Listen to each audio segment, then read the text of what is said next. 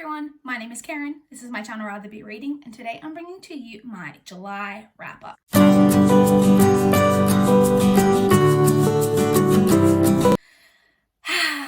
July, what a reading month, and I don't mean that in a good way. If you've been watching my channel, you know I've been in the worst reading slump I've ever had in my entire life in July, so let's just jump in and talk about the statistics, and we'll go over some things as we go. My cats have literally been snoozing and being quiet for this pretty much the last couple of hours, and now that I'm filming, they're going crazy in the background. Okay, so in July, I read a total of 9 books. 9. I know, for some people 9 is amazing. For me, that's an incredibly low number. It is the same amount of books that I read in February, which is when I had my other reading slump. 2020 is just a trash fire of a year, let's be honest. So I read 9 books. The 9 books was made of just 9 novels. I didn't read any graphic novels, any novellas or anything like that. It was just straight 9 novels. I read 5 books in physical format. I read 2 ebooks and I listened to 2 audiobooks. Excluding the audiobooks, I read 5 books that I owned and 2 from the library. Now, this is where how bad of a reading month becomes really evident, is in the statistic of pages. So I read a total of 3,500 pages exactly in July. And that, even though I read 9 books in February as well, I read over 5,000 pages in February in that 9 books, whereas I only read 3,500 pages. So 1,500 pages less this month, even than my previous terrible reading month. And that averaged out to 113 pages a day, which is way, way below the 200 pages where I try to keep it at. And most months I generally hit close to 300, if not well over 300 pages per day. So that is way below my average. So those statistics right there, you can just see how off of a reading month I was having in July. The shortest book that I read was 224 pages, and the longest book that I read was 637 pages. The lowest star rating that I gave 1 book a 2-star. The highest star rating that I gave was I did give 1 book 4.25 stars. However, that was a reread. So in terms of the highest star rating that I gave to a new to me book was I did give 3 different books 4 stars. So my average star rating for the month averaged out to 3.61, which is not too bad. Anything above a 3.5 for me is pretty good. So the star ratings weren't terrible. It was just how much reading was getting done that was really, really terrible. Now we will quickly touch on my least favorite and most favorite books that I read in the month of July. So my least favorite was The Bronze Horseman by Paulina Simons. I haven't talked about this book in depth on my channel yet because my recent reads video, I am filming it today, which is the same day that I would normally film it. Sorry, there's cat hair floating around in here now. The same day that I would normally film it, but I wanted to get my wrap up and TBR up earlier in the month. So my recent reads video got later in the week, but it will still be filmed normally. So stay tuned for my thoughts on that in my next recent reads video. That was my least favorite book of the month. And then my most favorite book of the month, excluding the reread. Like I said, I did reread Lair of Dreams by Libba Bray. That was the 4.25 star, but excluding that because I've read that previously.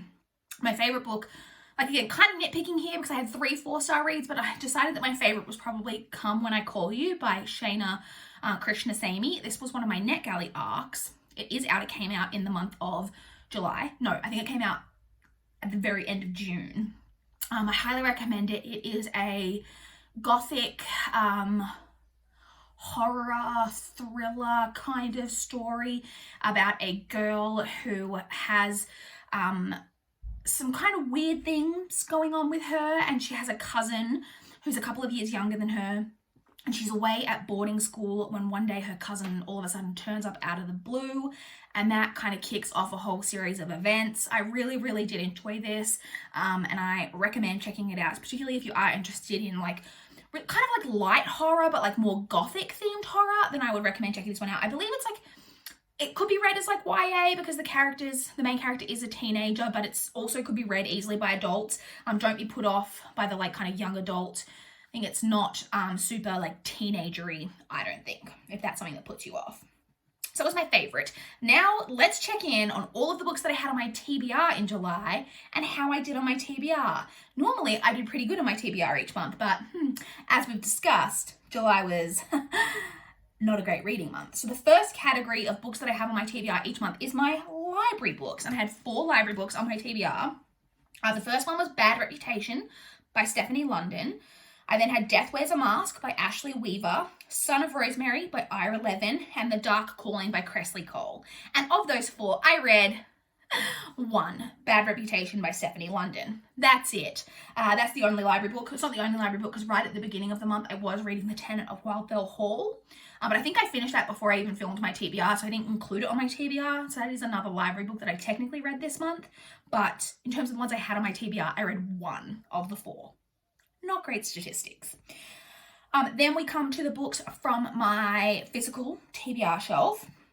So we had Remember Me by Sophie Kinsella, Reconstructing Amelia by Kimberly McCreight, The Bronze Horseman by Paulina Simons, Death Comes to Pemberley by P.D. James, Cinder by Marissa Meyer, and Kafka on the Shore by Haruki Murakami, which was my TBR teacup pick for July. And of those, I only read 3 of those 6. I read Remember Me, Reconstructing Amelia, and The Bronze Horseman. I did not get to Death Comes to Pemberley, Cinder, or Kafka on the Shore. So I'm now behind on my TBR teacup picks, which also is not great. But 50% of the books from that, which honestly was kind of an accomplishment for July.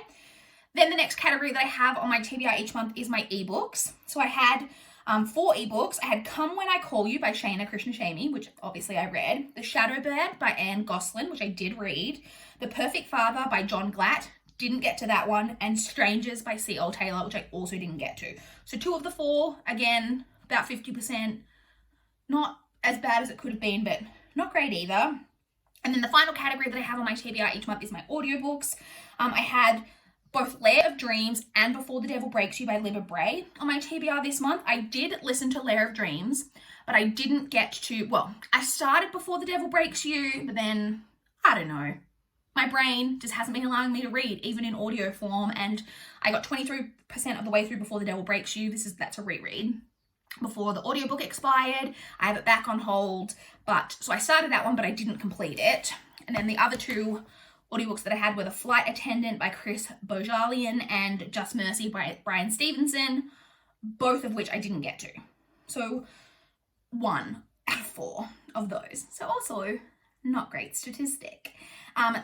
To check in on my Around the Year in 52 Books reading challenge for the month, I completed 1 challenge, just 1 this month, which sounds like that's partly to do with my reading slump, and maybe a little bit to do with that, but that's still not terrible because my total challenges completed now is 46 out of 52, and the amount of challenges getting completed each month was always going to drop off in this last second, kind of latter part of the year, as I had checked off all the easy challenges and need now specific books to pick up that I'll probably end up picking up hopefully 1 a month. Like I said, I didn't get to my TBR teacup pick this month, so 1 completed, but that's not terrible.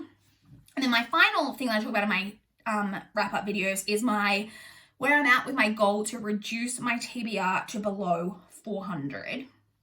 So as of the 1st of July, my TBR was at 419. Just to clarify, in case you watched my wrap-up in June and missed, I did talk about it at one point in the month, but in case you missed that, I said in my wrap-up in June that my total was at 420. I forgot to include in that calculations that I had DNF'd Go Set a Watchman. I normally just note down the books that I've read and hauled, and I forgot, with the whole DNFing, which I've never done a DNF'd book off my physical TBR before. I completely forgot that, so I forgot to take that number off my TBR. So my TBR was actually at 419 as of 1 July. I read 3 books from my physical TBR, and I hauled 0, a big old goose egg. I did actually purchase 1 book this month that I ordered online, but shipping in Australia at the moment, from international, is terrible. I actually ordered it on the 4th of July, and it has not arrived. The day that I'm filming this is the 1st of August, and it still has not arrived yet, and when I checked the tracking information, there's still no tracking information, so I don't even know when the heck I'm going to get that book, but I didn't actually receive any books this month. So my total as of the end of the month was 416, so I reduced it by 3, which isn't great, but it's a reduction, so that's good. I technically only need to read 17 more books. Reduce that number by 17 more over the next 5 months should be totally doable. It's really sad that this was a month where I hauled none, so it was such an opportunity to reduce my TBR by such a big number this month, and it just didn't happen, which is a little bit sad. So yes, those are all of my statistics and goals and everything, but just like to, let's just, July's come to a close. It's time to go into August with a much fresher, hopefully better reading month, because July, like I said, I've just been in the biggest reading slump ever, and it's just been crazy. Like I said, even though I technically read the same amount of books that I did in February, which I couldn't believe how bad of a reading month February was, 1,500 less pages is just craziness. That's partly because I think I was probably listening to a bit more audio in February, and I think I read a couple of longer books in February. In fact, let's flip back in my notebook to February and see what my longest book was that I read in Feb. Do I have it? Oh, 587. Not that long. Oh, in fact, that's shorter than the longest book that I read this month. So I don't even know. All I know is that it was a shit reading month. So I would love to chat with you guys in the comments down below if you've got any thoughts on how my July reading month went. I would love to know. Please like this video if you liked it. Please subscribe if you want to see more from my channel. That is all I have for this video today.